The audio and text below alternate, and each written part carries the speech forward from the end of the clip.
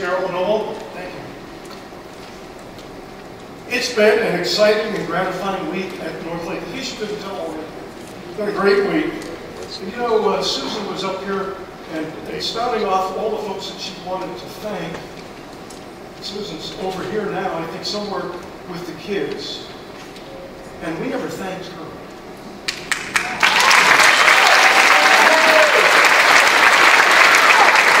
So, your instincts are right on.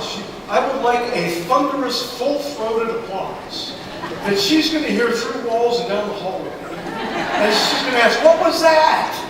And then we can all tell them, that was us thanking, that was Northlake thanking Susan Burton, who did a spectacular job organizing and mobilizing the blessing. On the count of 3, 1, 2, yeah!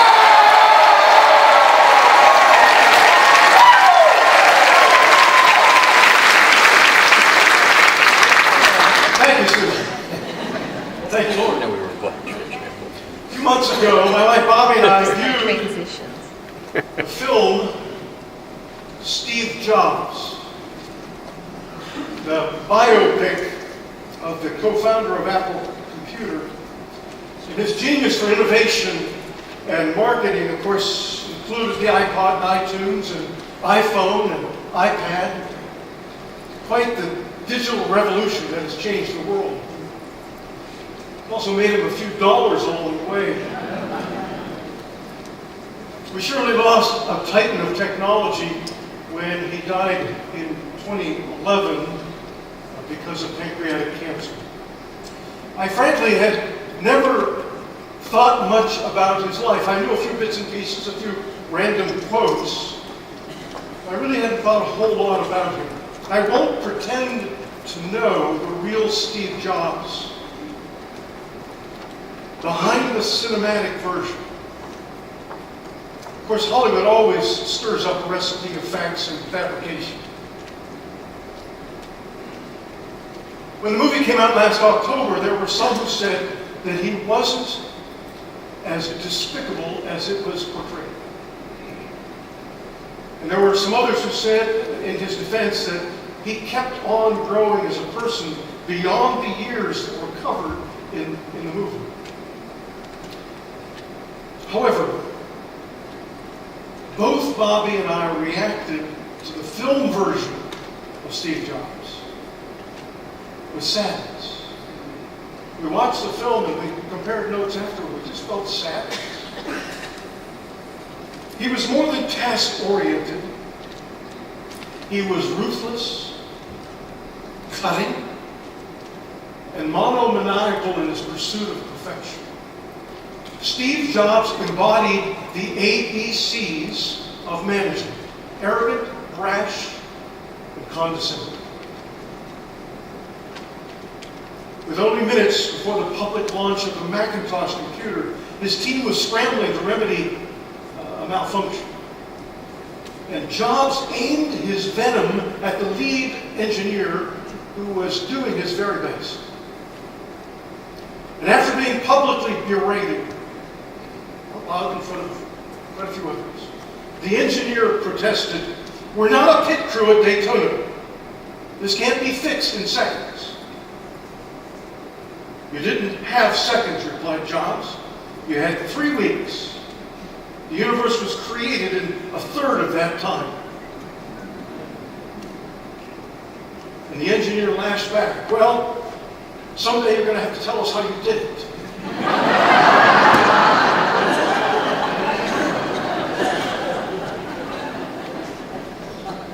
The movie rolls along as a fast-paced rampage of Steve Jobs imposing his will on others. And the results are impressive, even legendary. But with collateral damage that is huge. Trusted friends, partner and co-founder, anyone could be the object, the target of his scorn and fury. Perhaps saddest of all was how he refused to acknowledge his daughter by a former girlfriend. Eventually, and reluctantly, he stepped up to help her from his millions. But his connection with her was mostly hollow and self-serving. He had one fellow employee who could really challenge him and had his ear. She was a marketing executive that worked alongside him for 19 years. She became something of a confidant. She could talk to him like nobody else. And at one point, with tears in her eyes, she blurted out, "I love that you don't care how much money a person makes. You care what they make. But what you make isn't supposed to be the best part of you. When you're a father, that's what's supposed to be the best part of you. And it's caused me 2 decades of agony, Steve, that it is for you the worst." The worst part of Steve Jobs, at least in the film version, was how he related to those closest to him. It was sad to watch the trail of damaged, disposable relationships behind his impressive path of achievements. I won't make any assessments of Steve Jobs' soul or salvation, but I will tell you that the character in the movie reminded me of Jesus' words. What does it profit them if they gain the whole world, but lose or forfeit themselves? Be careful what you pour yourself into. Be careful what you go after, what is the pursuit of your life. Because along the way you can lose yourself, your soul, and that which is truly most precious. I like the insightful quip of American author Walker Percy. He said, "You can get all A's in life, and you can get all A's and still flunk life. You can get all A's and still flunk life." And that's true, isn't it? Let me give you another example. This one starts with a letter of recommendation. I'll read just a short excerpt of it. Brock's dedication to academics started early in grade school. My fondest memory is helping Brock prepare for his weekly spelling test. He'd make me give him a final preparation quiz as we drove to school every Friday morning. I can assure you that Brock always did well on these exams. While this example may seem trivial, it was an early indicator of the importance he placed on academic achievement. He's gifted in his ability to understand very complicated subject matters. This natural ability, along with an extremely strong work ethic, led to academic success at all levels. Indeed, and the letter goes on to explain. Brock brought home outstanding report cards year after year. So well did he do, in fact, that he was a prime candidate for the very best colleges and universities across the country. And the one that was his top choice had admissions rated 1 out of 25. 1 out of 25 applications were approved, and he got accepted. He was accepted, and as a freshman, he kept up that academic success with the highest grade point average of all the freshmen on the swim team. Yes, Brock was a swimmer, an Olympic hopeful. He was on scholarship at Stanford University with their prestigious swim team.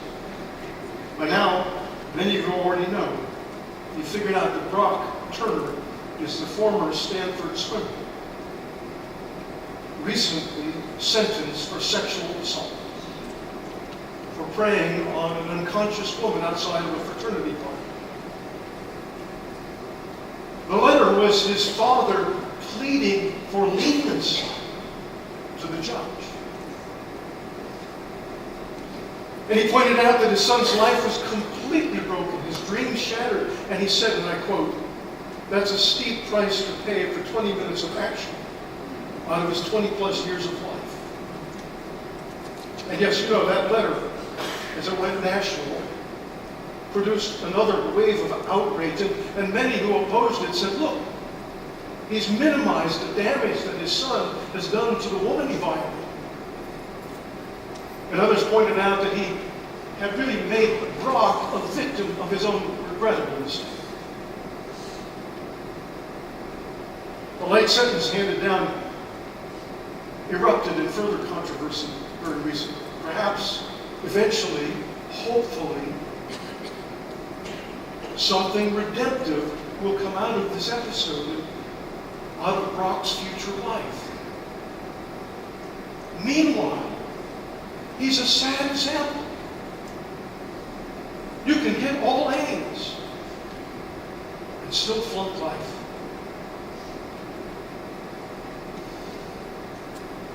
We might refer to that as a soul exchange. He exchanged his soul for a few minutes for sexual adventure. You know, the New York Stock Exchange on Friday suffered a hit after Britons voted to exit the European Union. So when that happened, economic shockwaves went around the world, and that messes up the stock exchange. I noticed that too. But what I'm really concerned about is the soul exchange. What do I mean? Well, let's look again at Jesus saved. And I want to put side by side Matthew's version and Luke's version. They're slightly different, and I've on the screen highlighted that difference in the soul exchange in Luke 9:25 and Matthew 16:26. It's from the same dialogue of Jesus. Here's what Matthew says. For what will it profit them if they gain the whole world but forfeit their life? Or what will they give in return for their life? Matthew switches from self to life. And in fact, the word that he uses there in the Greek is psyche, or we have psyche. It's a word that's also and often translated soul. King James put it that way. King James said, what shall a man give in exchange for his soul? You know, when a ship or plane goes down, the official report may say how many souls were on board. And the universal distress signal, SOS, means save our souls. Jesus cautions, don't exchange your soul for anything else, because you can't just trade to get it back.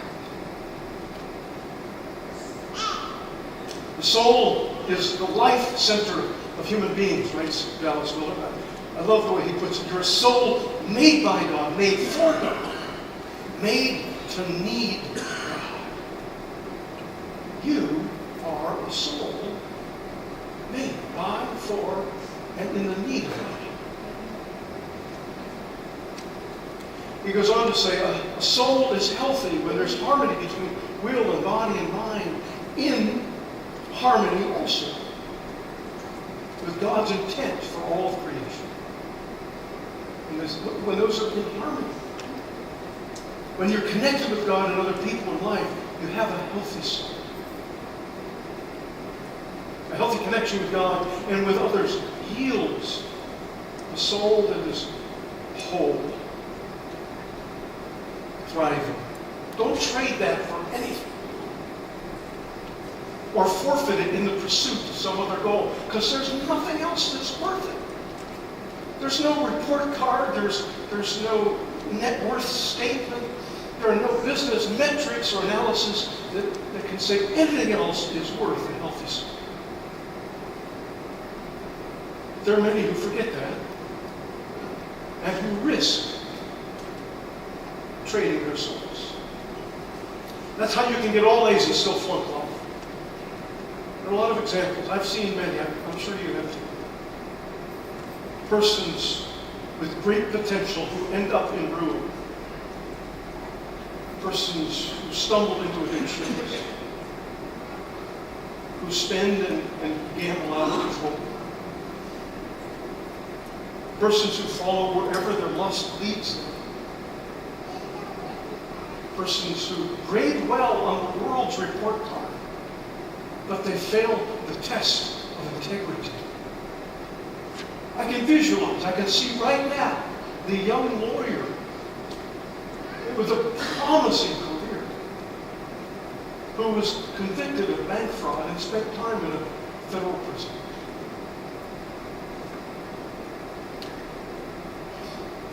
And a company president who was living a double life with a wife in another state. He had so much freedom to travel. And he was telling me this in the intensive care unit after he's had a heart attack because of so much pressure trying to balance out his life in two different states and two families.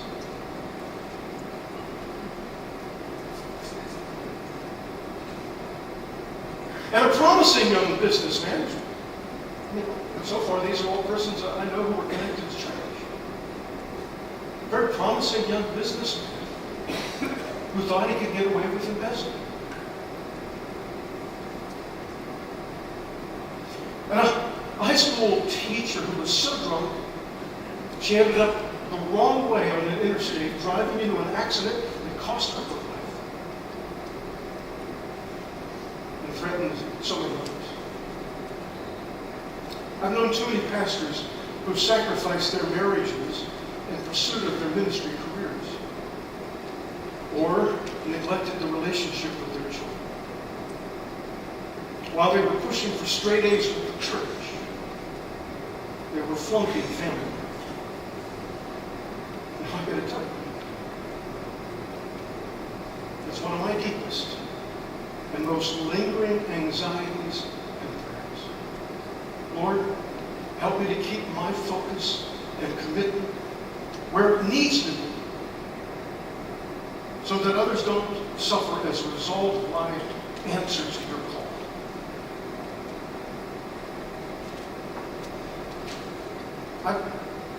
I've always done pretty well on school report cards.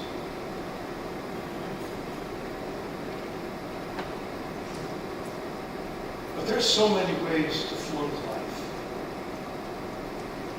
And they're not all that hard to find.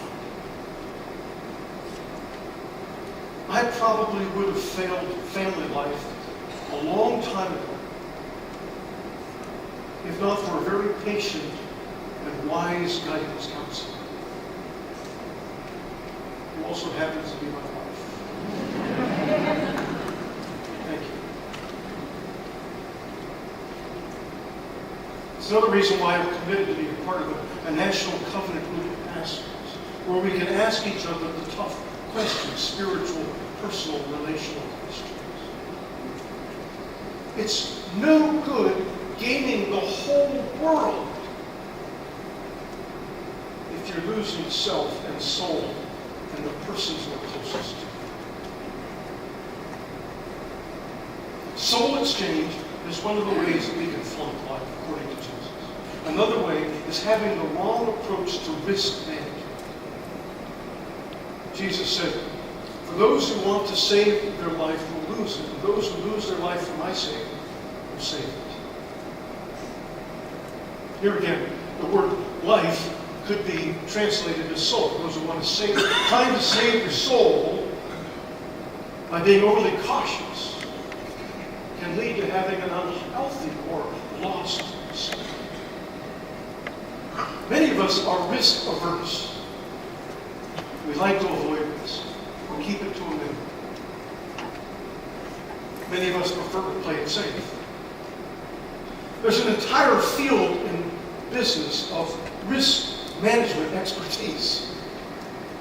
Trying to manage. And Jesus knew that we are personal experts on risk management. I mean, we're all trying to assess and every life activity, every goal that we set up, we know there's a risk here of maybe some danger, maybe a risk of failure, a risk of disappointment. We're all trying to control and mitigate the risks with wearing seatbelts, with having medical insurance, with avoiding alligators. I mean, we're all trying to minimize risks. Some are so afraid of dying that they never learn to live. That line was, of course, made popular by Bette Midler, and the song and a movie years ago was entitled The Rose, and included these lyrics. It's the heart afraid of breaking that never learns to dance. It's the dream afraid of waking that never takes the chance. It's the one who won't be taken, who cannot seem to give. And the soul afraid of dying that never learns to live. Some never move beyond the fear of dying, or loss, or failure. And every day is a scary project of trying to manage risk. However, Jesus told his disciples, look, if you will be willing to give up your soul for my sake, then you will have life. You'll learn life. You will do life. If you're willing to approach it in that way, the willingness to tie ourselves to Jesus and live for him means a soul saved. Frankly, that's an underlying principle in Vacation Bible School. As we pray for and welcome 70 children here this past week, we know that 5 mornings in June, and a few of them showing up to sing on Sunday morning for worship, we know that will not help them in their school report cards. It won't make any difference. That's not what we're seeking. What we want is for them to know that their lives, their souls, are tied to God, connected through Jesus. So we hope all through this week is that they were getting it. Eventually, they'll be old enough to understand, and then they will be able to deal with an even more mature challenge that Jesus issues. And as disciples, we are called to live for cross purposes. Jesus said, if any want to become my followers, let them deny themselves and take up their cross daily and follow me. Now actually, this is where the passage begins. Before Jesus goes on to talk about risk management or soul exchange, he starts here. He wants for us to live for cross purposes, to consider ways to downplay self, our own wills and wants, wishes, and to follow his example of living for others. With a willingness to sacrifice and serve others, we will never flunk life. Jesus, who is our master teacher and our tutor, will see to that.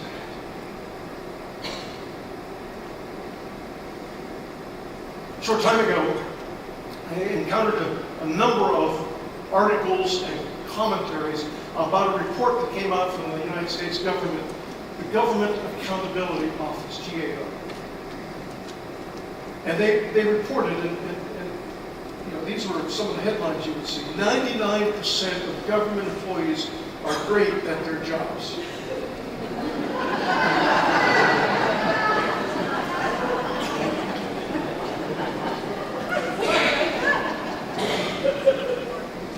According to the internal government rating system.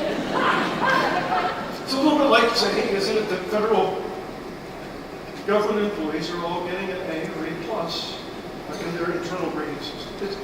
Is it possible for 99% of government employees to get an A and still flunk government? Now wait a minute, that's a rhetorical question. The more relevant and immediate question for us is very serious. It is. Can a congregation get all A's and still flunk? Think about our metrics, our measurements, our grading system. The ABCs of attendance, buildings, and cash. Or consider it in this way. We could get an A in technology and innovation and still flunk church. We can get an A in preaching and still flunk church.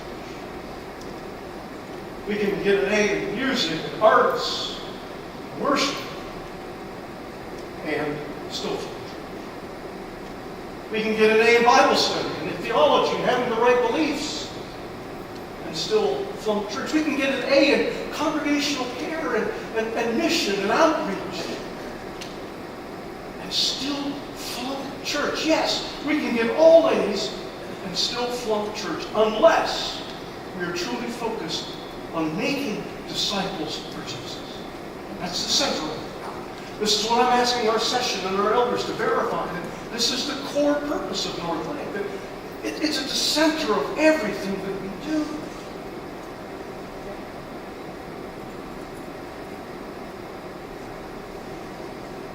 The jobs we have at North Lake, not just the staff, but all of us, the jobs that we have, all of us, can generate a spiritual revolution, not a digital revolution, a spiritual revolution. We are not producing iPhones or iPads or iLives. We are producing we lives. We're connecting souls to the Lord, promoting healthy relationships, and teaching the cross purposes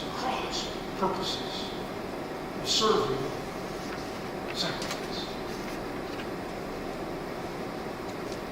And if we're committed to that, if that's truly who we are at North Lake, we cannot flunk. We will not fail. Let's pray. Lord Jesus, none of us, not a single one of us, deserves an A+ in your course on you. And at the end of the semester of life, none of us can pass the final on our own. Thank you for your saving love on the cross. And thank you, Jesus, for your invitation to live with you and to live for you and to live like you as best we can. Help us, your followers, to do just that. And please guide the church to study and learn and to do A+ work in the things that matter most